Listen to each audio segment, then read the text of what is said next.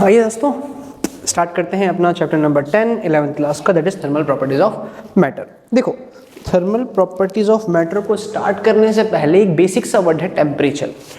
Temperature क्या होता है? वीडियो को पॉज करके कमेंट सेक्शन में कमेंट करिए मेरे बताने से पहले। देखो, एनसीईआरटी में हम लोग जो डेफिनेशन पढ़ते हैं it is the degree of hotness और कोल्डनेस। ठीक है, लेकिन इससे फीलिंग नहीं आ रही ना टेम्परेचर होता क्या है। डेफिनेशन ठीक है, डेफिनेशन में कोई गलती नहीं है, लेकिन फील नहीं आ रहा। फील करने के लिए एक और डेफिनेशन लिखवाई है मैंने, उसको देखते हैं और समझते हैं। पहले डेफिनेशन बाद में देखेंगे। देखिए होता क्या है, आप सर्दी में बैठे हैं, ठंड में बिल्कुल बिस्तर में रजाई में पड़े हुए, बाहर निकले, रजाई खोली सुबह सुबह, मम्मी ने खींच ली, ठंड लग रही है। अब सोचो अगर आप भागना शुरू कर दो, अगर आप भागना शुरू कर देंगे तो कुछ टाइम बाद भागते भागते अगर आप भागना शुरू कर देंगे तो कुछ टाइम बाद भागते भागते आपकी बॉडी गर्म होना शुरू हो जाएगी ना। हम कहेंगे बॉडी का टेम्परेचर इंक्रीज हो गया। क्यों हुआ? भागने की वजह से। अच्छा, अगर नहीं भागते ऐसा होता क्या? नहीं ना। भागे, भाग के बहुत तेज रुके तो आपके बॉडी के सारे पार्टिकल्स जो हैं मोशन में थे, है ना, बहुत तेज मूव हो रहे होंगे, तो जिसकी वजह से हम कह रहे हैं टेम्परेचर बढ़ गया। अच्छा, उल्टा हो, अब आप धीरे धीरे धीरे धीरे रुकते चले जाएं, भाग रहे थे तो धीरे धीरे रुकते चले जाएं, तो शुरू में तो गर्मी लग रही थी, जब आप भागते भागते पीक पे पहुंचे होंगे, स्पीड ली होगी बहुत ज़्यादा आपने, तो आपका टेम्परेचर बढ़ता जा रहा था, हम कहते हैं गर्मी बढ़ रही है। अब धीरे धीरे आप स्लो होते जा रहे हैं, स्लो होते होते होते होते फाइनली एक टाइम पे रुक जाएंगे। अब धीरे धीरे ठंड बढ़ना शुरू हो जाएगी ना। क्यों? अब पार्टिकल्स जो हैं धीरे धीरे रेस्ट की स्टेट की तरफ जा रहे हैं, रुकते जा रहे हैं। तो यानी कि टेम्परेचर कब बढ़ रहा है? जब बॉडी के पार्टिकल्स जितनी तेज मूव कर रहे हो तो टेम्परेचर बढ़ रहा है, और जैसे जैसे बॉडी के पार्टिकल्स स्लो होते चले जा रहे हैं टेम्परेचर भी कम होता चला जा रहा है। यानी कि टेम्परेचर का कहीं ना कहीं बॉडी के मोशन से, पार्टिकल्स के मोशन से, मॉलिक्यूल्स के मोशन से लिंक तो है। अब मोशन अगर होगा तो वहाँ कौन सी एनर्जी होती है? Kinetic energy. यानी कि टेम्परेचर कहीं ना कहीं लिंक है किससे? मॉलिक्यूल्स की, पार्टिकल्स की, बॉडी की काइनेटिक एनर्जी से। तो यहीं से डेफिनेशन में समझ में आती है एक और क्या, कि temperature is nothing but it is the measure of average kinetic energy of molecules of body. Body के मॉलिक्यूल्स की एवरेज काइनेटिक एनर्जी का मेजर है टेम्परेचर। क्लियर हुआ? यही आप पानी के केस में देखो, पानी उबालते हो तो जैसे जैसे पानी का टेम्परेचर बढ़ता है, हम कहते हैं उसमें हो क्या रहा था, मॉलिक्यूल्स उछलना शुरू कर देते हैं ना, उनको हीट मिल रही है नीचे से, तवे से, गैस से, सॉरी तवे पे कौन गर्म करता है पानी, गैस से जो हीट निकल के आ रही है उनको हीट मिल रही है, हीट से काइनेटिक एनर्जी बढ़ रही है, काइनेटिक एनर्जी से बढ़ने से उनका मोशन बढ़ रहा है, मॉलिक्यूल्स उछल रहे हैं, मूव कर रहे हैं पानी वानी के, तो हम कहते हैं टेम्परेचर इंक्रीज हो गया। तो बेसिकली टेम्परेचर क्या है? मेजर है किसका? एवरेज काइनेटिक एनर्जी का। अब इसको मेजर कैसे कर सकते हैं जी? इसको मेजर करने के लिए हमारे पास 3 साइंटिस्ट हैं जिन्होंने डिफरेंट डिफरेंट स्केल्स दिए थे, सेल्सियस, फ़ारेनहाइट और केल्विन। इन तीनों ने ही वाटर को अपना बेस बनाया, वाटर के ऊपर स्टडी की, चेक किया वाटर कब जमता है, वाटर कब उबलता है। ठीक है जी। तो सेल्सियस की बात करेंगे। सेल्सियस साहब के अकॉर्डिंग इन्होंने जो बनाया, इन्होंने कहा देखो जो वाटर फ्रीज हो रहा है ना, वाटर फ्रीज हो रहा है उसको कह दो जीरो नंबर दिया, स्टार्ट यहाँ से हो रहा है ना। सॉलिड से पहले तो उनको कुछ नजर आया नहीं, कह रहे भैया देखो पानी की बात करेंगे तो पानी उबलेगा, भाप बन जाएगा, भाप से पीछे आएगा लिक्विड, लिक्विड से पीछे जाएगा सॉलिड, सॉलिड के पीछे क्या होता है? कुछ भी नहीं। तो शुरुआत यहाँ से हो रही है सॉलिड से, तो जहाँ वो बर्फ बन गया उसको नाम दिया जीरो। और ऑब्वियस सी बात है इन्होंने दिया तो इनका नाम भी तो आना चाहिए ना, तो डिग्री सेल्सियस। और जहाँ उबल रहा है इसको इन्होंने नाम दिया क्या? उसकी वैल्यू इन्होंने रखी 100। अब इनके नाम पे यूनिट होनी चाहिए तो डिग्री सेल्सियस। ध्यान क्या रखेंगे कि इनके बीच में टोटल ना 100 डिविजन्स होते हैं, टोटल 100 डिवीजन होते हैं, और हर डिवीजन जो होता है, हर डिवीजन 1 डिग्री का होता है, 1 डिग्री सेल्सियस का ईच डिवीजन होता है इनके स्केल में, ईच डिवीजन। और टोटल कितने डिवीजन होते हैं? 100 डिवीजन होते हैं। ठीक है जी। अब आते हैं फ़ारेनहाइट साहब पे। इन्होंने भी वाटर को बेस बनाया। अब इन्होंने जो वाटर को बेस बनाया तो इन्होंने क्या देखा, इन्होंने क्या करा, जो बॉइलिंग पॉइंट था, जहाँ उबल रहा था उसको एक वैल्यू दी, और जहाँ पे पानी जम रहा था उसको एक वैल्यू रखी। तो इनकी वैल्यूज थोड़ी अजीब थी। जहाँ पानी उबल रहा था उसको तो इन्होंने कहा 212, और जहाँ पानी जम रहा था उसको इन्होंने वैल्यू दी 32। ऑब्वियस सी बात है इनका नाम तो होना चाहिए यूनिट में, तो डिग्री फ़ारेनहाइट, डिग्री फ़ारेनहाइट। ये आपका फ़ारेनहाइट स्केल था, ये इनका बॉइलिंग पॉइंट, सॉरी ये इनका फ्रीजिंग पॉइंट है, ये इनका बॉइलिंग पॉइंट है। मज़े की बात यह है कि यहाँ पर भी इनके बीच में कितना गैप है? 180 ना। तो यहाँ पे ध्यान क्या रखना है कि 180 डिविजन्स होते हैं यहाँ पर, 180, और हर डिवीजन जो होता है 1 डिग्री फ़ारेनहाइट का होता है ईच डिवीजन। इसको अपनों को ध्यान रखना है। अबे केल्विन की बात करते हैं। तो केल्विन ने तो देखो यही कहा कि जहाँ पानी जम रहा है 273, जहाँ पानी उबल रहा है 373। क्वेश्चन ये आता है कि इतनी अजीब वैल्यू क्यों दी, इतनी अजीब वैल्यू क्यों दी। सोचते हैं यार, देखो इनका जो बेस था ना, स्केल बनाने के लिए तो इनका वाटर बेस था, लेकिन इनकी स्टडी अलग ही चल रही है, इनकी कहानी अलग ही चल रही है। इनकी जो बेसिक स्टडी है वो मॉलिक्यूल्स के मोशन को लेकर के है। ये देख रहे हैं कि जैसे जैसे टेम्परेचर बढ़ा रहे हो मॉलिक्यूल्स का मोशन बढ़ रहा है ना, और जैसे जैसे हम कह रहे हैं टेम्परेचर कम हो रहा है, at the same time molecules का मोशन भी कम हो रहा है। इसका मतलब कोई टेम्परेचर तो ऐसा होना चाहिए ना जहाँ पे मॉलिक्यूल्स बिल्कुल रुक ही जाए, क्योंकि टेम्परेचर कम कर रहे हैं हम देख रहे हैं तो मॉलिक्यूल्स का मोशन भी कम हो रहा है। तो ऐसा कोई टेम्परेचर भी होना चाहिए जहाँ पे मॉलिक्यूल्स का मोशन भी रुक जाए।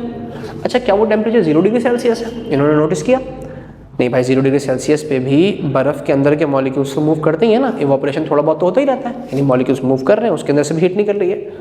अच्छा, -20-30 डिग्री सेल्सियस पे क्या होगा? देखो इंसान जिंदा है, सर्वाइव कर रहा है, साइबेरिया वगैरह जगहों पे जाओगे तो बहुत ठंड, -50-40 डिग्री सेल्सियस होते हैं, इंसान वहाँ भी सर्वाइव कर रहा है। मतलब इंसान के अंदर के मॉलिक्यूल्स अभी भी मूव कर रहे हैं, है ना, उसके अंदर के जो मॉलिक्यूल्स है, पार्टिकल्स हैं, उसके अंदर अभी भी हीट है। इसका मतलब -20, 30, 40, 50 भी वो टेम्परेचर नहीं है जहाँ पे मॉलिक्यूल्स रेस्ट पे आ जाए। और कम टेम्परेचर होना चाहिए, और कम होना चाहिए। इन्होंने उस टेम्परेचर को कहा कि जहां पर मॉलिक्यूल्स भी रेस्ट पे आ जाएंगे उस टेम्परेचर को हम कहेंगे 0 kelvin.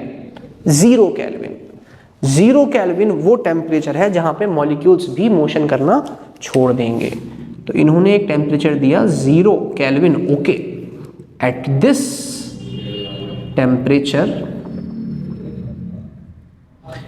This temperature even molecules can't move.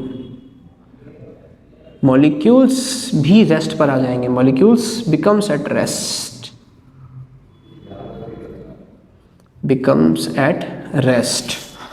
और इस टेम्परेचर को इन्होंने नाम दिया एब्सोल्यूट टेम्परेचर। इससे कम पॉसिबल नहीं है, इससे कम टेम्परेचर पॉसिबल नहीं है, क्योंकि यहाँ पे पहुँच के तो मॉलिक्यूल्स ही रुक जाएंगे। ठीक है जी, क्लियर हुआ ये चीज़ आपको कि 0 केल्विन उन्होंने कहा। आइए अब ना कुछ रिलेशंस निकालते हैं इनमें टेम्परेचर स्केल्स में, कि हम इन सबको रिलेट कैसे कर सकते हैं। अच्छा, यहाँ 373 से 273 है, तो देखो यहाँ भी क्या कितने का गैप आ रहा है जी? 100 का गैप आ रहा है। तो यहाँ भी क्या होंगे आपके पास 100 डिवीजन होंगे, है ना, 100 डिवीजन, और हर डिवीजन क्या होगा 1 केल्विन ईच डिवीजन। हर डिवीजन जो है आपके पास 1 केल्विन का होने वाला है। क्लियर हुआ? आइए इनमें कुछ रिलेशन निकालने की कोशिश करते हैं। देखो ये अभी छोड़ते हैं, बाद में कर लेंगे इसको, है ना। उससे पहले एक पॉइंट है, नोट पॉइंट। ये कह रहा है 0 डिग्री सेल्सियस पे बर्फ जम रहा, ये कह रहा है 32 पे, ये कह रहा है 273 पे। तो भाई बात तो एक ही कह रहे हैं ना, अलग अलग लैंग्वेज है, अलग अलग नामों के आधार पर अलग अलग थोड़ी हो जाएंगे, चीज़ तो एक ही है, नाम अलग अलग है। तो किसी भी इंसान को अगर अलग अलग नामों से पुकारा जा रहा है तो वो इंसान एक ही है, डिफरेंट नहीं हो गया। जैसे कि हम सब जानते हैं, कोई कहता है कि जी कोई गॉड है, कोई कहता है ईश्वर है, कोई कहता है अल्लाह, ये नाम अलग अलग है, बनाने वाला क्रिएटर तो एक ही होगा ना, एक है, नाम डिफरेंट है यहाँ पर। तो खैर नाम सॉरी यहाँ पे नाम अपने अलग अलग हैं, यूनिट्स अलग अलग हैं, लेकिन और वैल्यूज अलग अलग हैं, लेकिन एक ही बात को रिप्रेजेंट कर रहे हैं। क्या ये कह रहे हैं 0 डिग्री सेल्सियस पे जमेगा, ये कह रहे हैं 32 पे जमेगा, और ये कह रहे हैं 273 केल्विन पर जमेगा। इसका मतलब ये सारी वैल्यूज आपस में बराबर है। 0 डिग्री सेल्सियस 32 डिग्री फ़ारेनहाइट के बराबर है, और वो बराबर है 273 केल्विन के। सिमिलरली ये कह रहे हैं 100 डिग्री सेल्सियस पे उबलेगा, ये कह रहे हैं आपके पास 212 डिग्री फ़ारेनहाइट पे उबलेगा, और ये कह रहे हैं आपके पास 373 केल्विन पे उबलेगा। ये आपके पास सारी वैल्यूज आपस में बराबर हैं, डिफरेंट यूनिट्स में। ठीक है जी, हमें रिलेशन निकालना है कि किस तरह से हम रिलेट कर सकते हैं, लेकिन उसमें सेल्सियस और केल्विन को रिलेट कर पाना देखो बड़ा आसान है। फ़ारेनहाइट को भी हम छोड़ते हैं, हम कह रहे हैं 0 डिग्री सेल्सियस पर 273 केल्विन और 100 डिग्री सेल्सियस पर 373 केल्विन, है ना। यहाँ कितने का गैप है? 100 का। तो यहाँ भी कितने का गैप है? 100 का। और दोनों में डिवीजन कितने होते हैं? इक्वल डिवीजन्स होते हैं ना, 100 केल्विन और सेल्सियस में। क्लियर है? यानी अगर जैसे ही मैंने यहाँ 0 से 100 डिग्री सेल्सियस पे गया तो यहाँ भी मुझे 100 ऐड करना पड़ा। तो अगर मैं आपसे पूछूं 1 डिग्री सेल्सियस किसके बराबर होगा, इसमें 1 प्लस किया तो यहाँ भी तो 1 प्लस होगा, 273 + 1। अगर मैं आपसे पूछूं 2 डिग्री सेल्सियस किसके बराबर होगा, तो 273 में +2 करेंगे। अगर मैं आपसे पूछूं 27 डिग्री सेल्सियस किसके बराबर होगा, तो 273 में 27 ऐड करेंगे। क्लियर हुआ? तो ये तो जो सिंपल रिलेशन है केल्विन में और सेल्सियस में। हाँ, फ़ारेनहाइट का मसला थोड़ा सा अलग है, आइए उसको देखते हैं। फ़ारेनहाइट की तरफ बढ़ते हैं। इसका स्क्रीनशॉट आप ले सकते हैं कि मैं इसको रब कर स्केल ले लिया है यहाँ पर ना। इसमें एक फ्रीजिंग पॉइंट है, एक बॉइलिंग पॉइंट है। तो यहाँ पे मान लेते हैं ये आपके पास x है, तो जो टेम्परेचर ऑफ x होगा, रिलेशन निकालने हैं, माइनस में हम लेंगे उसका क्या, फ्रीजिंग पॉइंट, अपॉन में boiling point minus freezing point. इस फॉर्मूले के अकॉर्डिंग हमें सारे स्केल्स को रिलेट करना है। तो मान लेते हैं आपके पास कोई अननोन स्केल है, अगर इसकी रीडिंग्स ये हैं, तो मान लो अगर अपनों को सेल्सियस स्केल से रिलेट करना हो, तो सेल्सियस में TC minus boiling freezing point कितना है, 0, बॉइलिंग पॉइंट कितना है 100 माइनस फ्रीजिंग पॉइंट कितना है 0, is equals to Fahrenheit, freezing point कितना है 32 अपॉन में boiling point 212 minus 32 equal to Kelvin scale minus freezing point 273 upon में बॉइलिंग पॉइंट 373 माइनस 273। तो रिलेशन क्या निकल के आया जी, TC/100 will be equal to TF minus 32/180 will be equal to TK minus 273/100। तो ये रिलेशन हमारे पास डिफरेंट स्केल्स का निकल के आ गया, डिफरेंट स्केल्स का।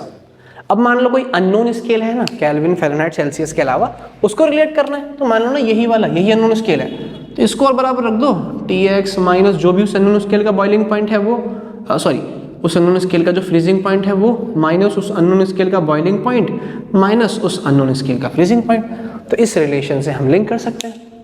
उम्मीद करता हूँ कि आपको ये टेम्परेचर वाली कहानी क्लियर हुई होगी। मिलते हैं नेक्स्ट लेक्चर में, जहाँ हम पढ़ेंगे थर्मल एक्सपेंशन।